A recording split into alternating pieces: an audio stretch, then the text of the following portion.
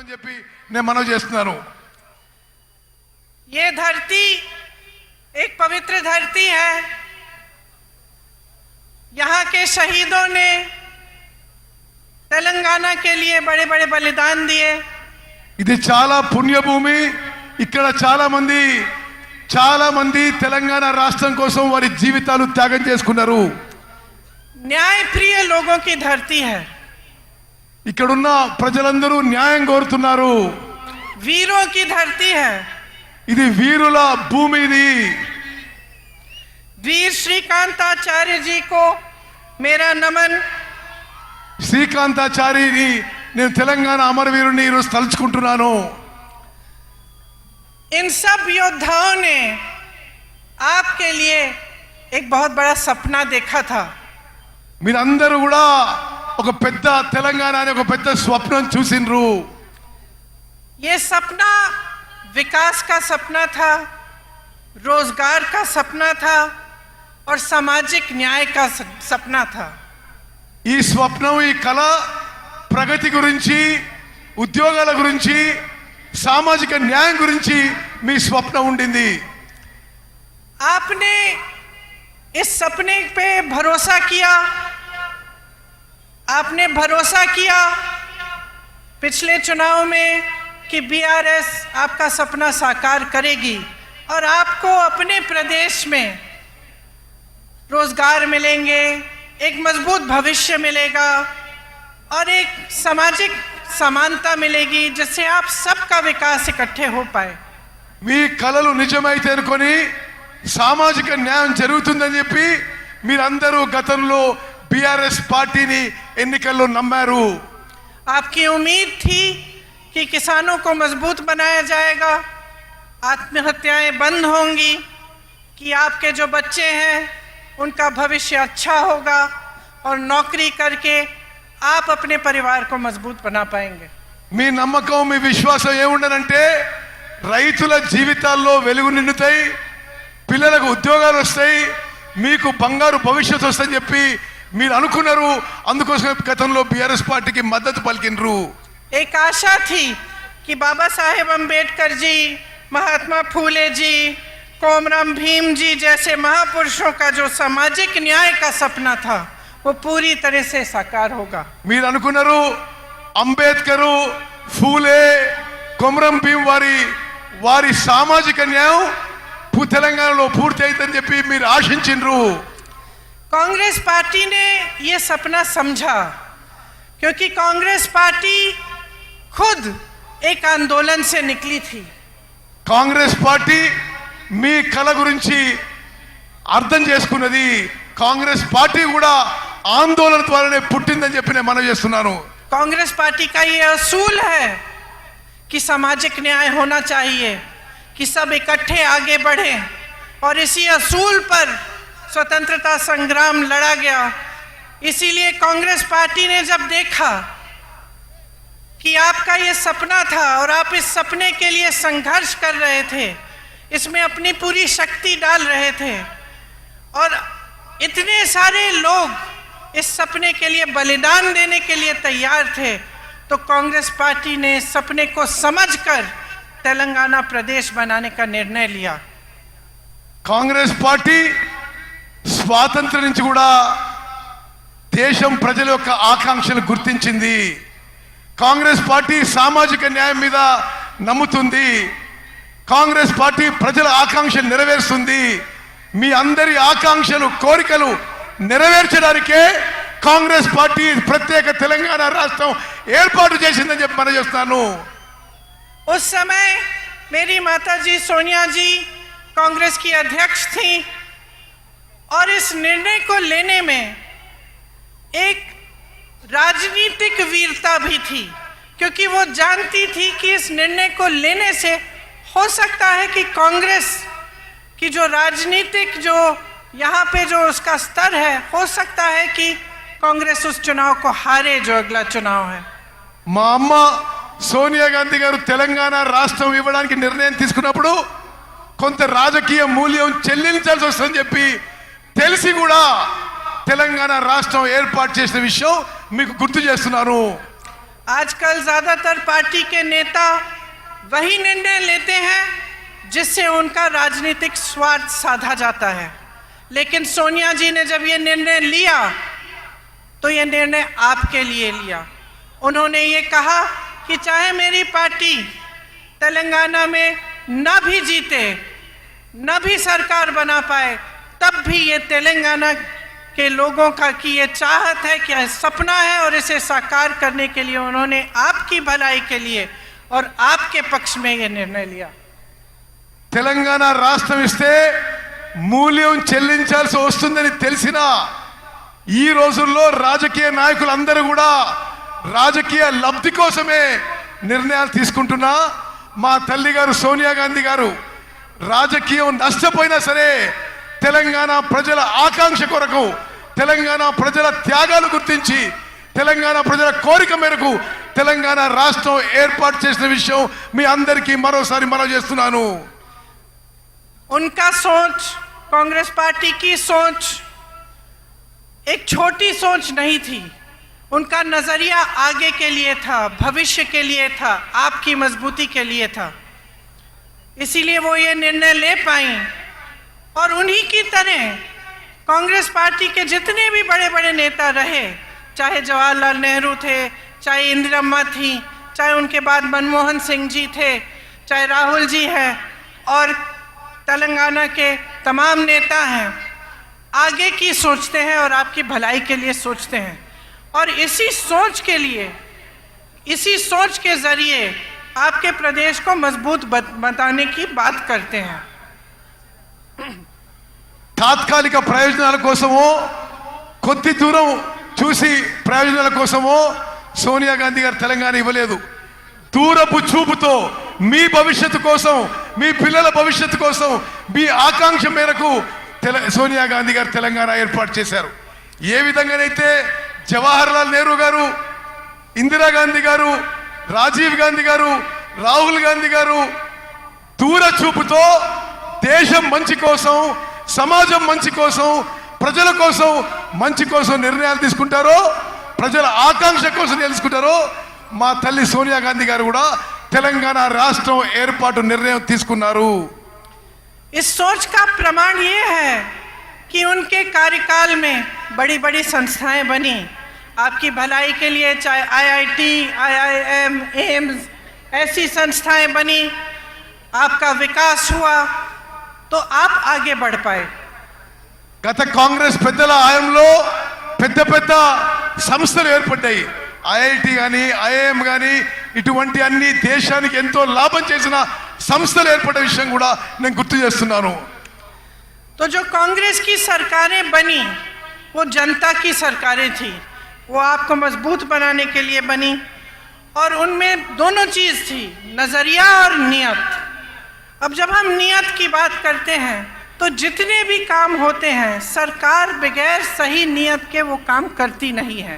अगर सरकार की नियत ये हो कि आपको लूटना है और सिर्फ सत्ता में रहकर भ्रष्टाचार करना है तो वो भलाई के काम नहीं कर पाती। కాంగ్రెస్ ప్రభుత్వాలు నీతి నిజాయితీతో కట్టుబడి ఉంటాయని చెప్పి నేను మనవి చేస్తున్నాను।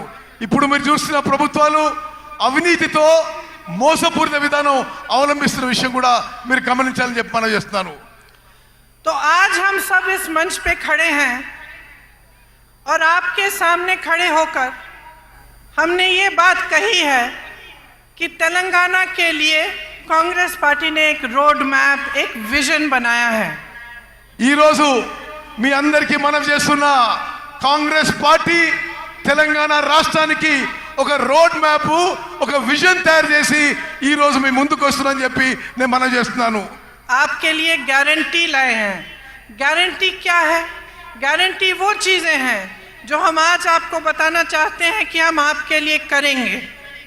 और जितने भी कांग्रेस के प्रदेश हैं जिनमें हमने ऐसे गारंटी सामने रखे, उनमें हमने वो काम अभी से शुरू कर लिया है। మీ ముందుకి 6 గ్యారెంటీలు తీసుకొస్తున్నాం। గ్యారెంటీలు అంటే ఏంటిది? మేము ప్రభుత్వంలో రాగానే తెలంగాణ ప్రజలకు ఏమేం కార్యక్రమాలు చేయబోతున్నామో మరో విషయం మీకు చెప్పాలి। ఏ రాష్ట్రంలో మేము అధికారంలో వచ్చినా మేమిచ్చిన హామీలు గ్యారంటీలు అమలు చేసి చూపెట్టామని చెప్పి నేను మనవి చేస్తున్నాను. मेरी बहनें यहाँ बैठी हैं, आप दिन रात मेहनत करती हैं, मैं जानती हूँ, और पूरे समाज का जो बोझ है आप अपने कंधों पर लेते हैं. बच्चों की परवरिश, घर की देखभाल, उसके साथ साथ बाहर जाके काम करना, खेती में मेहनत करना, या कोई नौकरी हो तो वहाँ नौकरी करना, ये सब आप करती हैं. और आज आप कितनी महंगाई का सामना कर रही हैं, चाहे गैस का सिलेंडर हो, चाहे तेल हो, चाहे कुछ भी हो. जब आपको खरीदने जाना होता है तो आपको 10 बार सोचना पड़ता है कि हम ये खरीद पाएंगे, घर ला पाएंगे कि नहीं. कोई घर पे बीमार पड़ता है तो आपके दिल में ये बात आती है कि दवाइयाँ कैसे खरीदेंगे, उनका इलाज कैसे करवाएंगे. అక్కలు చెల్లెలు మీ జీవితాలు ఎంత కష్టంగా జరుగుతున్నాయో నాకు తెలుసు. మీరు పిల్లల్ని పెంచాలి, ఇంటి పని చూసుకోవాలి, వ్యవసాయం పని చూసుకోవాలి, ఎవరైనా బయట కూడా పని చేస్తుండొచ్చు. మీరు ఇన్ని పనులు చేస్తూ ఈ ధరల పెరుగుకి తట్టుకోలేకపోతున్నారు. గ్యాస్ సిలిండర్ ధరలు పెరుగుతున్నాయి, అన్ని ధరలు పెరుగుతున్నాయి. మీరు ఇంటికి ఏ సామాను కొనాలన్నా మీకు చాలా కష్టతరం అయిపోతుందని చెప్పి మేము గమనిస్తున్నాము. और ये सब मेहनत, ये संघर्ष, इन संकटों का सामना आप इसलिए करती हैं ताकि आपके बच्चे बड़े होकर अपना भविष्य बना पाएं. మీరు ఇదంతా ఎందుకు కష్టపడుతున్నారు? మీ పిల్లలు పెద్దోళ్ళై ప్రయోజకులై మంచి భవిష్యత్తు ఉండాలని చెప్పి నా అక్కలు చెల్లెళ్ళు మీరు కష్టపడుతున్నారు. लेकिन यहाँ आज परिस्थिति ये है कि 40 लाख युवा बेरोजगार हैं. కానీ ఈరోజు తెలంగాణలో పరిస్థితి ఏంటంటే 40 లక్షల మంది మీ పిల్లలు, 40 లక్షల మంది మన పిల్లలకి నిరుద్యోగులుగా తెలంగాణలో నిలిచిపోయిన విషయాన్ని మనం చేస్తున్నాను. बीआरएस ने वादा किया था कि हर परिवार को एक नौकरी दिलवाई जाएगी. आज लाखों पद खाली हैं लेकिन नौकरियां नहीं दी गई हैं. టిఆర్ఎస్ పార్టీ ఇంటికో ఉద్యోగం చెప్పిండ్రు, ఇంటికో ఉద్యోగం. కానీ ఈరోజు లక్షల ఉద్యోగాలు ఖాళీగా ఉన్నా బీఆర్ఎస్ పార్టీ ఉద్యోగాలు నింపలేదనే విషయం మీరు గమనించాలి. और स्थिति ये है कि भर्तियों में भी भ्रष्टाचार है. एक बच्ची ने आत्महत्या की और उस पर भी सवाल उठाया गया कि उसने एप्लीकेशन ही नहीं भरा था. ये परिस्थितियां हैं कि जो संकट है, जो युवाओं का दर्द है, उसे समझने और सुलझाने के बजाय उन पर उंगलियां उठाई जाती हैं, लेकिन रोजगार नहीं दिए जाते. आपके लिए, आपके विकास के लिए काम नहीं किया जाता. ఉద్యోగాలు నింపే ప్రక్రియలో బీఆర్ఎస్ ప్రభుత్వంలో అవినీతి జరుగుతుంది. చాలా మంది యువకులు తట్టుకోలేక ఆత్మహత్య చేస్తుంటే వారి క్యారెక్టర్ మీద కూడా ఈ ప్రభుత్వం పెద్దలు ఏలెత్తి చూపుతున్నారు. ఉద్యోగాలు ఇవ్వకపోగా ఉద్యోగంలో నింపే ప్రక్రియలో ఈ టిఆర్ఎస్ ప్రభుత్వంలో అవినీతి లూటీ జరుగుతున్న విషయం నేను మనవి చేస్తున్నాను. उस्मानिया जैसी यूनिवर्सिटीज में अध्यापकों और पैसों की कमी है. एक भी नई सरकारी यूनिवर्सिटी नहीं बनाई गई. इनके पूरे कार्यकाल में आप देखेंगे तो सिर्फ प्राइवेट यूनिवर्सिटियां बनी हैं और उनमें से आधी इन्हीं के नेताओं की हैं, ताकि आपको फीस बड़ी बड़ी भरनी पड़े लेकिन आपके लिए सही सुविधा नहीं बने. ఉస్మానియా లాంటి యూనివర్సిటీలో టీచింగ్ నాన్ టీచింగ్ ఫ్యాకల్టీకి రిక్రూట్మెంట్ జరగలేదు. బీఆర్ఎస్ ప్రభుత్వం వచ్చిన తర్వాత ఒక్క కొత్త గవర్నమెంట్ యూనివర్సిటీ కూడా తెరవలేదు. కేవలం ప్రైవేట్ యూనివర్సిటీస్ తెరిచి పెద్ద ఫీజు పెట్టి మీ పిల్లలకి మీకు ఇబ్బంది కలుగుతుంది ఈ బీఆర్ఎస్ ప్రభుత్వంలో చెప్పి మనం చేస్తున్నాను. इसलिए युवाओं के लिए हमारी जो गारंटी है उसमें हमने कहा है कि तेलंगाना आंदोलन के शहीदों के परिवार को एक सरकारी नौकरी दिलवाएंगे. उनके माता पिता या पत्नी को 25,000 रुपये मासिक पेंशन मिलेगा. 2 लाख खाली सरकारी पद हैं, उनको हम 1 साल के अंदर भरेंगे. और बेरोजगार युवाओं को 4,000 रुपये प्रति माह बेरोजगारी का भत्ता मिलेगा. మేమిచ్చిన హామీలలో తెలంగాణ అమరవీరులకి పెద్ద ఎత్తున గౌరవం ఇస్తాము. తెలంగాణ నిరుద్యోగ యువతకి 4,000 రూపాయలు నిరుద్యోగ భృతి ఇస్తాము. తెలంగాణ నిరుద్యోగ యువతకి 5 లక్షల రూపాయలు ఇవ్వబోతున్నాము. తెలంగాణలో ఉన్న ఖాళీ ఉన్న 2 లక్షల ఉద్యోగాలు ఒక సంవత్సరంలో భర్తీ చేయబోతున్న విషయం నేను మనవి చేస్తున్నాను. गल्फ देशों में रोजगार की संभावनाओं को मजबूत करने के लिए स्पेशल गल्फ सेल बनाया जाएगा. Those who go to work in जो लोग गल्फ के देशों में काम करने के लिए जाएंगे उनके लिए एक स्पेशल गल्फ सेल बनाया जाएगा. గల్ఫ్ లో పోయి మీకు తెలుసు ఉత్తర తెలంగాణలో చాలా మంది దుబాయ్ లో గల్ఫ్ లో పనిచేస్తారు. వారి కుటుంబాలను ఆదుకోవడానికి కూడా రాబోయే కాంగ్రెస్ ప్రభుత్వం ప్రత్యేక చర్యలు తీసుకుంటుంది. आज मेरे किसान भाइयों की परिस्थिति बहुत ही शर्मनाक है. चाहे पेट्रोल हो, डीजल हो, खाद हो, हर चीज़ पर खर्चा बढ़ गया है. आपके कर्ज बढ़ गए हैं और सरकार की तरफ से कोई मदद नहीं मिलती. ఈ రోజు రైతుల పరిస్థితి తెలంగాణలో దయనీయంగా మారింది.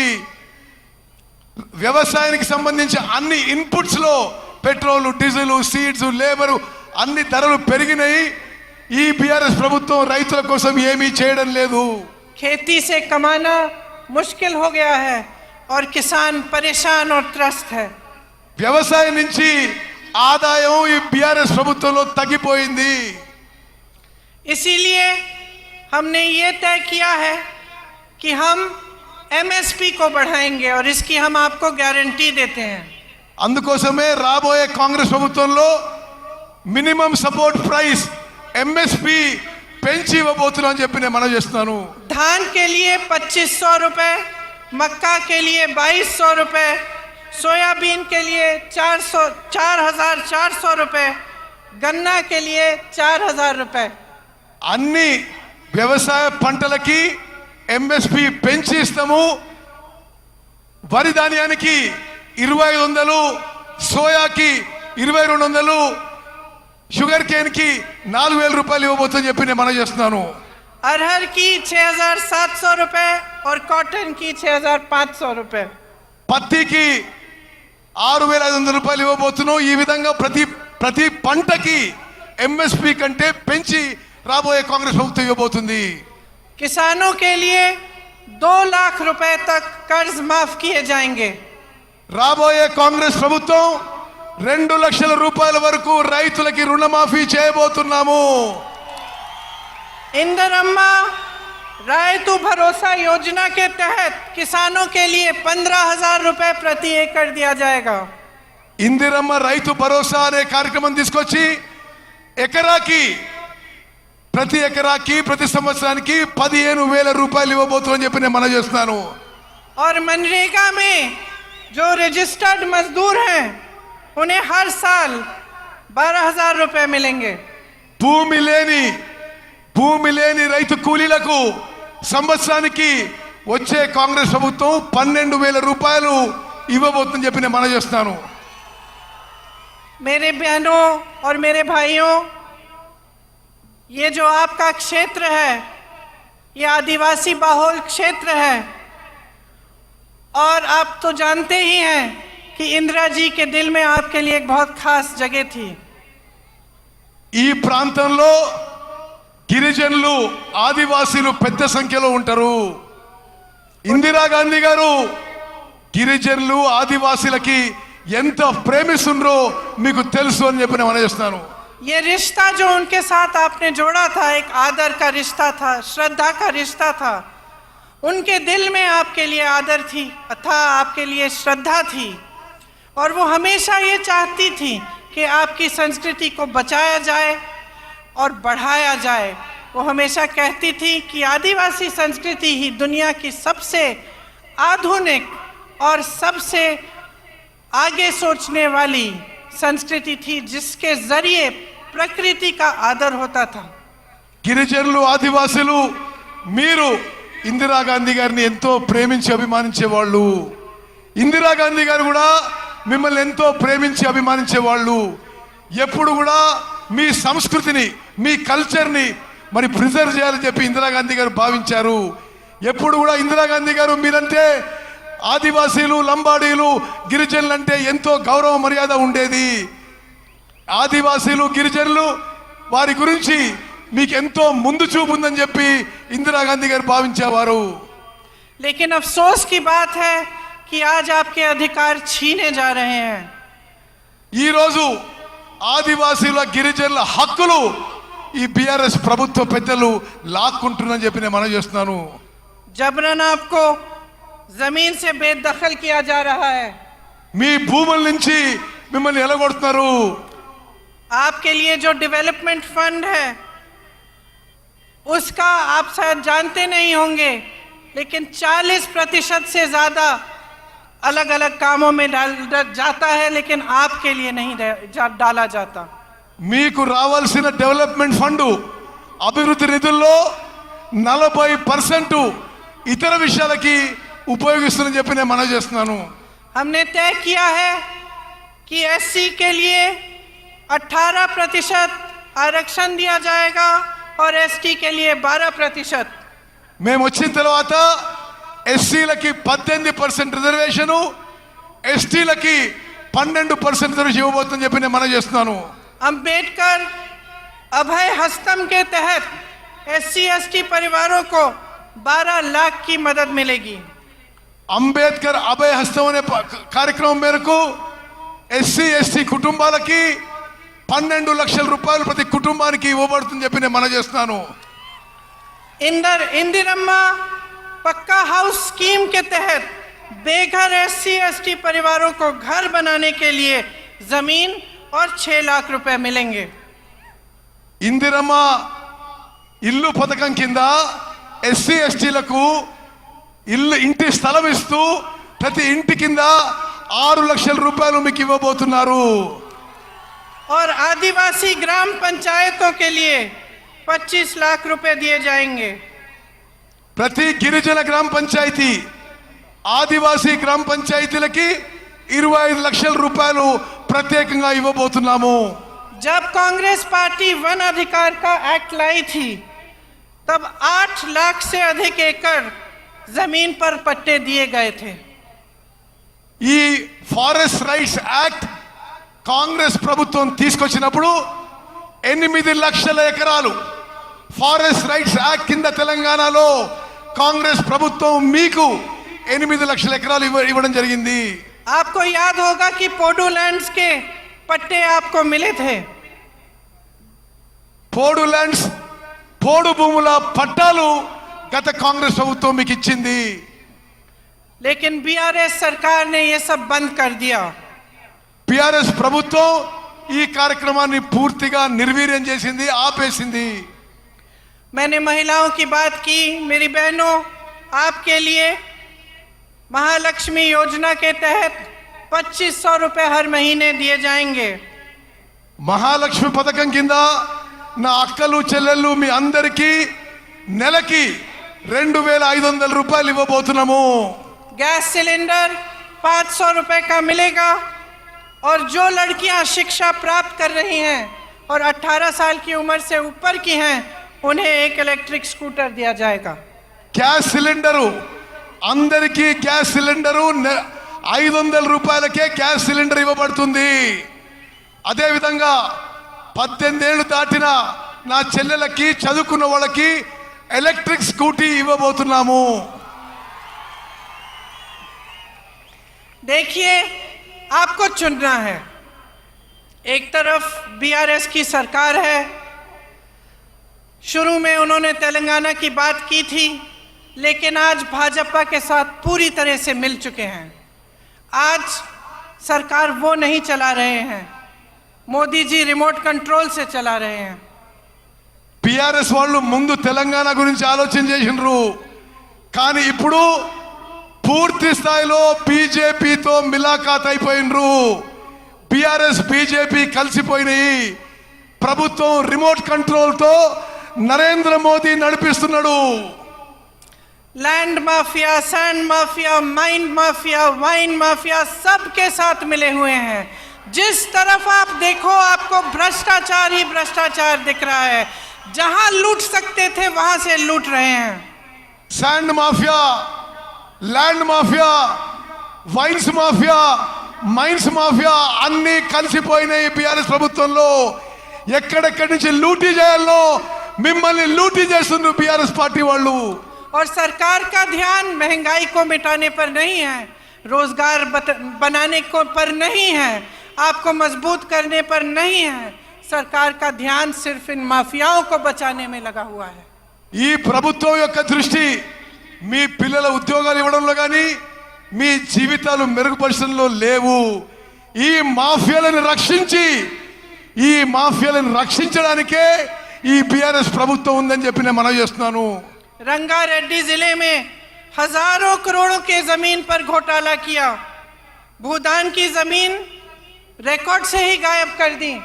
రంగారెడ్డి జిల్లాలో వేల కోట్ల భూములు బీఆర్ఎస్ ప్రభుత్వంలో పెద్దలు లాక్కున్నారు. భూదాన్ మూమెంట్ లోని భూములు రికార్డ్ నుంచే తీసేసిండ్రు ఈ ప్రభుత్వం. कांग्रेस के जमाने में इन जमीनों को बेचना खरीदना मना था। కాంగ్రెస్ అధికారంలో ఉన్నప్పుడు ఈ భూదాన్ భూములని అమ్మడం గాని కొనడం గాని నిషేధం ఉండింది. आज इन्होंने ये जमीनें भी लैंड माफिया और अपने करीबों को बेच दिया है। వీళ్ళు ఇప్పుడు వచ్చిన వాళ్ళు బీఆర్ఎస్ వాళ్ళు ఈ భూములను కూడా ల్యాండ్ మాఫియాకి వాళ్ళ దగ్గర వాళ్ళకి ఇచ్చేసిండ్రు. आपको ये शब्द याद होंगे, बंगारू तेलंगाना, याद है? ये शब्द, ये वादा आपको बीआरएस ने किया था कि तेलंगाना को स्वर्णिम जगह बनाएंगे। బీఆర్ఎస్ వాళ్ళు బంగారు తెలంగాణ చేస్తామని మీకు హామీ ఇచ్చి అష్యూరెన్స్ ఇచ్చి మోసం చేసిన విషయం గుర్తు చేస్తున్నా. लेकिन इन्होंने अपने लिए बड़े बड़े आलीशान महल बना दिए और आपके जो सपनों का महल था वो चूर चूर कर दिया। వీళ్ళు వందల కోట్ల లూటీలు చేసుకున్నారు, పెద్ద పెద్ద బంగ్లాలు కట్టినరు. మీ స్వప్నం గాని మీ కల గాని ధ్వంసం చేసింది బీఆర్ఎస్ పార్టీ, బీఆర్ఎస్ ప్రభుత్వం. आपका सपना था कि सामाजिक न्याय होगा, మీ స్వప్నం మీ కల సామాజిక న్యాయం కావాలని ఉండే. सामाजिक न्याय कौन सा? इनके 18 मंत्रियों में से 3 तो सीएम के ही परिवार के हैं और इनके पास 13 मंत्रालय हैं। ఇప్పుడు సామాజిక న్యాయం బీఆర్ఎస్ లో జరుగుతలేదు. 17 మంది మంత్రుల్లో 3 వీరు కుటుంబ సభ్యులే మంత్రులు. 18 మంత్రిత్వ శాఖలు వీళ్ళ కుటుంబం దగ్గరనే ఉన్నాయి. और बीसी की संख्या 50% से ऊपर है, लेकिन मंत्रालय में सिर्फ 3 मंत्री हैं। బీసీలు జనాభాలో 50% కంటే ఎక్కువ ఉన్నారు, కానీ వీళ్ళ మంత్రిత్వ శాఖలో ముగ్గురు మంత్రులు ఉన్నారు. 34% आरक्षण से घटाकर 23% कर दिया है। 27% నుంచి బీసీల రిజర్వేషన్ 23% కి తగ్గించిండ్రు. राहुल जी यहाँ बैठे हैं, सब जगह जाते हैं तो जातिगत जनगणना की बात करते हैं। बिहार में ये जनगणना की गई, पता चला कि ओबीसी, आदिवासी, शेड्यूल कास्ट के 84% लोग हैं। और आप सोचिए और अपने आप से पूछिए कि 84% लोग हैं बिहार प्रदेश में, लेकिन उनका प्रतिनिधित्व नहीं है। బీహార్లో ఏ విధంగా అయితే బీసీలో కాస్ట్ సెన్సెస్ జరిగిందో దేశవ్యాప్తంగా కాస్ట్ సెన్సెస్ జరగాలని చెప్పి రాహుల్ గాంధీ గారు దేశమంతటా పర్యటన చేస్తున్నారు. ఎస్సీ ఎస్టీ బీసీల సంఖ్య ఎక్కువ ఉన్నా తగిన స్థాయిలో వారికి న్యాయం జరగడం లేదని చెప్పి మేము మనవి చేస్తున్నాము. सच्चाई ये है कि हमारे पूरे देश की यही असलियत है। हम कहते हैं कि जातिगत जनगणना करिए और ये चुप हो जाते हैं। ये गिनती भी नहीं करना चाहते कि कितने बीसी है, कितने एससी है, कितने एसटी हैं। इनको अपना हक देना छोड़िए, गिनती से डर रहे हैं। వీళ్ళిప్పుడు ప్రభుత్వంలో ఉన్న వాళ్ళు కాంగ్రెస్ పార్టీ కోరుతుంది క్యాస్ట్ వైడ్ సెన్సెస్ చేయాలని. నరేంద్ర మోదీ ప్రభుత్వం దీనికి నోరు మూసుకొని కూర్చుంది. వాళ్ళ హక్కులు ఇవ్వడం దూరంగా పెట్టండి, కనీసం క్యాస్ట్ వైడ్ సెన్సెస్ చేయడానికి కూడా మోదీ ప్రభుత్వం ముందుకు రావడం లేదు. तो ये सामाजिक न्याय देंगे कैसे? లెక్కలే చేయనప్పుడు, కులపరంగా సెన్సెస్ చేయనప్పుడు వీళ్ళు న్యాయం ఎట్లా చేస్తారు, సామాజిక న్యాయం ఎట్లా చేస్తారు? इनकी बातें खोखली हैं। चुनाव के समय बड़ी बड़ी बातें करते हैं, उसके बाद भूल जाते हैं। लूट में, भ्रष्टाचार में, इन्हीं चीजों में व्यस्त रहते हैं। వీళ్ళ మాటల్లో అర్థం లేదు, మోసపూరిత మాటలు. ఎలక్షన్స్ లో ఏదో మాటలు చెప్పి వాగ్దానాలు చేసి పూర్తిగా మర్చిపోతారు, జనాన్ని మోసం చేస్తున్నారు. मोदी जी ने कितने बड़े बड़े वादे किए थे। ट्राइबल यूनिवर्सिटी बनाएंगे, स्टील प्लांट लगवाएंगे, हॉर्टिकल्चर यूनिवर्सिटी बनाएंगे। क्या बनाया? మోదీ గారు పెద్ద పెద్ద మాటలు మాట్లాడిండు. ట్రైబల్ యూనివర్సిటీ పెడతా అన్నాడు, స్టీల్ ఫ్యాక్టరీ పెడతా అన్నాడు, హార్టికల్చర్ యూనివర్సిటీ పెడతా అన్నాడు. ఏది ఒక్క అంగుళం కూడా ముందుకు పోలేదు. जो बनाया वो सब अपने बड़े बड़े उद्योगपति दोस्तों को सौंप दिया। BHEL, BSNL, DMRL, HAL, railways की बात कर रहे हैं, कुछ नहीं छोड़ा। నరేంద్ర మోదీ గారు కాంగ్రెస్ పార్టీ నిర్మించిన సంస్థలని, పబ్లిక్ సెక్టర్లని, BHEL, HAL, రైల్వేస్ లో కొంత భాగం ప్రైవేట్ తన ఉద్యోగపతి దోస్తులకి, వ్యాపారవేత్తలకి ఈ దేశాన్ని అమ్మేస్తున్నాడు. 60 लाख करोड़ की कंपनियां 6 लाख करोड़ में बेच डाली। 7 లక్షల కోట్ల కంపెనీలు 6 లక్షల కోట్లు అమ్ము చేయబడుతున్నాయి. ना इन्होंने जो बनी हुई संस्थानें थी उनकी बचत, उनकी हिफाजत की, ना इन्होंने कुछ नया बनाया। सिर्फ नए नए वादे, नए नए बातें करते रहे। तो बहनों और भाइयों, मैंने बहुत लंबा बोल लिया है, लेकिन इस सब चीज़ों का, जितनी भी बातें मैंने की हैं, इनका एक ही सार है। आप समझदारी से अपना वोट दो, आप विवेक से अपना वोट दो, और देखो कि आपके जीवन का क्या अनुभव है। आपके जीवन में तरक्की आई है कि नहीं? अगर नहीं आई है तो आप देखिए कि कांग्रेस के प्रदेशों के लोगों में तरक्की आई है कि नहीं। क्या कर रही है कांग्रेस? जहाँ जहाँ गारंटी दी है, क्या वो गारंटी पूरी कर रही है कि नहीं? ఇప్పుడు అధికారంలో ఉన్న వాళ్ళు కళ్ళబొల్లి మాటలు చెప్పి మిమ్మల్ని మోసం చేస్తున్నారు. మీ జీవితాల్లో ఏమన్నా మార్పు వచ్చిందా? తెలంగాణలో ఇప్పుడు అధికారంలో ఉన్న వాళ్ళు ఏమీ చేయలేదు. జాగ్రత్తగా ఆలోచన చేసి ఓటేయండి. కాంగ్రెస్ పాలిత రాష్ట్రాల్లో సామాన్య ప్రజల జీవితాల్లో మెరుగు వచ్చింది. మీరు కూడా కాంగ్రెస్ పాలిత రాష్ట్రాలకు చూడండి అని చెప్పి నేను మనవి చేస్తున్నాను. और आप सबसे पहले नेता और पार्टी की नीयत देखिए। आप देखिए कि आपका अनुभव क्या रहा है, कि BRS ने बीजेपी से मिलकर कितना भ्रष्टाचार किया है आपके साथ, आपके प्रदेश में, और आपके विकास के लिए कुछ नहीं किया। మీరు నాయకులు, పార్టీల వ్యక్తిత్వము, క్యారెక్టర్ చూడండి. PRS పార్టీలు అందరూ దోపిడీ చేసుకుంటున్నారు. PRS బీజేపీ కలిసి ఈ రాష్ట్రాన్ని లూటీ చేసుకుంటారని చెప్పి నేను మనవి చేస్తున్నాను. तो जैसे मैंने कहा, इन सब बातों का सार यही है कि ये वोट जो इस चुनाव में आप डालने जा रहे हैं, ये आपके पक्ष में जाना चाहिए। ये वोट, मेरी बहनें आप यहाँ बैठी हैं, आपके बच्चों के भविष्य को बनाने के लिए जाना चाहिए। मेरे भाई आप सब यहाँ हैं, आपको रोजगार मिलना चाहिए, आप विकसित हो, आप फूले फले और आपका भविष्य अच्छा हो, इसलिए आपका वोट जाना चाहिए।